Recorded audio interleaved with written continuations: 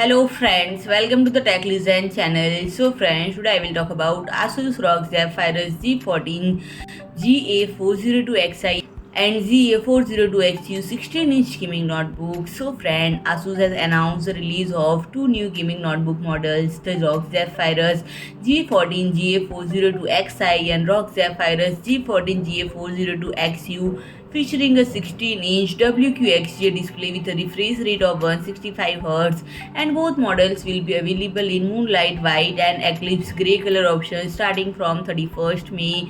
And these gaming notebooks utilize the high-performance ROG Nebula Display panel, boasting a brightness of 500 nit, a contrast ratio of 1200 Gem1, a color gamut of 100% DCI P3, delivering vivid and lifelike visuals. Additional features include a MUX switch that enhance graphics performance by directly outputting GPU signals, a vapor chamber cooling system that maximize CPU and GPU performance, and gaming keyboard with N-key rollover support. And friend, both laptops comes with powerful GPU option. The former is equipped with the GeForce RTX 4070 laptop GPU, while the later features the GeForce RTX 4050 laptop GPU, both of which are compatible with NVIDIA Optimus Technology.